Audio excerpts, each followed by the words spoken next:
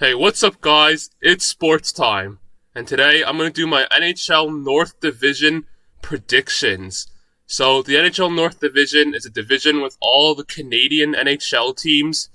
It's going to be a crazy season this season because every team is going to play each other about 9 or 10 times. So, we're going to see a lot of rivalries, a lot of hitting.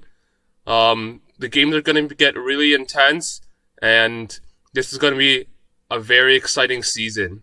So, the North Division was a very hard division to rank. I think all the teams are pretty closely matched in terms of skill, except for the seventh place team I have on my standings, which is the Ottawa Senators. I think the Ottawa Senators are clearly the worst team in the division, but they're a rebuilding team. They clearly have the least amount of talent out of all the teams in the division. The Ottawa Senators, they'll look to use this season to grow their young players, most notably guys like Brady Tkachuk and Thomas Chabot. They did make a great move for a veteran goalie in Matt Murray, but I expect the Ottawa Senators to use this year to just grow their young players, keep on drafting well, and build up their prospect pool. So I have Ottawa Senators coming in at number 7. At number 6, this is where it gets really tight.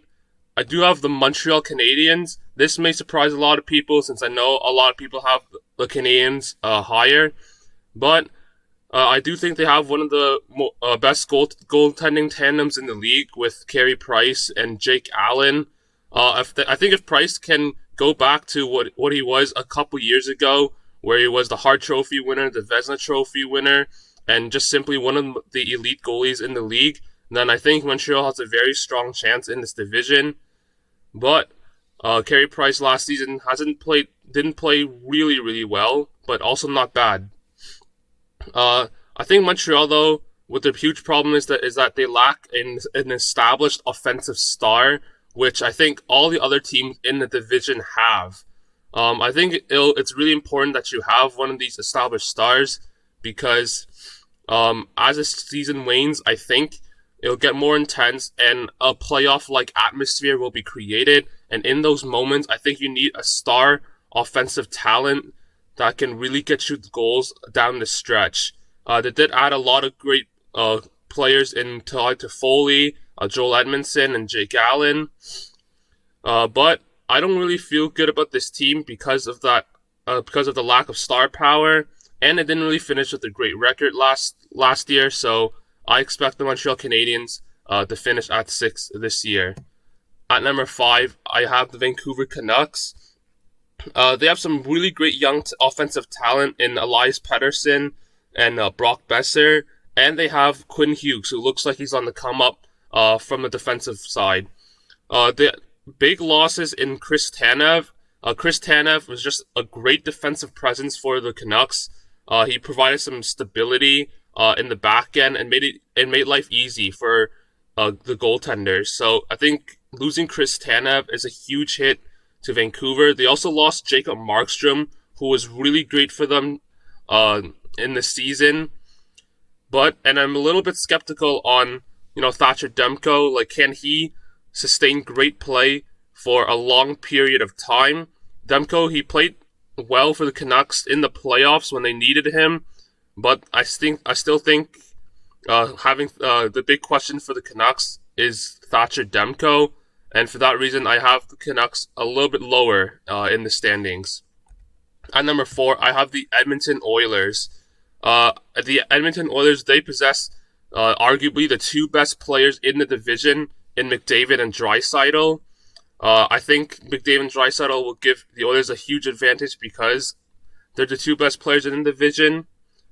The Oilers, they have a goaltending issue. They have one of the weaker goalies in the league in Koskinen and Smith, so I'm really questioning if that goaltending tandem can really hold in a division where there's a lot of offensive talent. The Edmonton Oilers, though, they actually have a good amount of depth this year in Kyler Yamamoto, Nugent Hopkins. They signed Kyle Turris, James Neal, if he can replicate what he did last year. the Edmonton Oilers, they have some scoring depth, and they even have grit in guys like Zach Cassian and Alex Chason. So the Edmonton Oilers, they actually have depth for once. They did lose to the Chicago Blackhawks last year in the qualifier, so I expect the Oilers to be hungry, and I expect the Oilers to really challenge to make it deeper in the playoffs this year. At number 3, I have the Calgary Flames. I do believe that the Flames are one of the more well-rounded teams in the division. They have a really nice balanced forward core with scoring guys like Lindholm, Monahan, and Gaudreau, and it's mixed in with some two-way talent and some grit in Tkachuk, Backlund, Bennett, Lucic, and guys like that. So I really like their balanced forward core. They solidified their goaltending with Jacob Markstrom, and him and Riddick, I think, will provide a very stable goaltending tandem, which will help the Flames.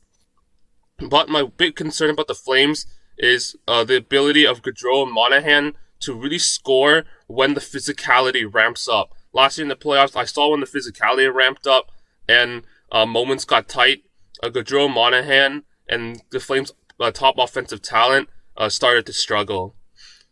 At number 2, I have the Winnipeg Jets. They have one of the more better offensive group in the division, with guys like Scheifele, Laine, Wheeler, Kyle Connor. So they're really loaded on the offensive side. My main concern with the Winnipeg Jets is really on defense, where it looks like they're going to be really short. But nonetheless, they do have veterans in the back end with guys like Derek Forbett, Nathan Beaulieu, Lucas Spiza, Dylan DeMello, Josh Morrissey. These guys, they're going to have to really rely on their veterans to be veterans and not make mistakes and cost the team goals. Connor Hellebuyck, I think once again will be one of the top goalies in the league. He was the Vezina Trophy winner last year.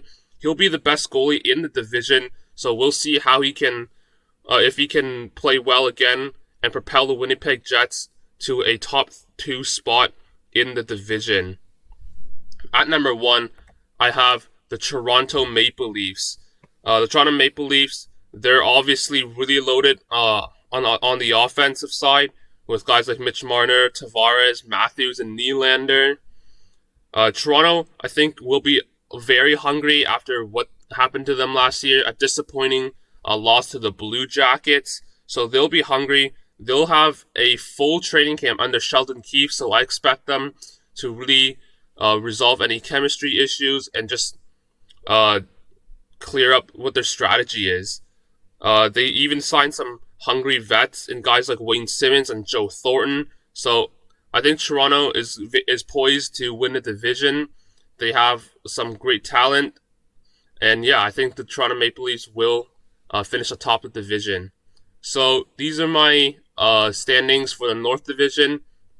You guys can comment down your predictions below, agree or disagree, and which teams would you switch around. But these are my top 7, and I'll see you guys next time.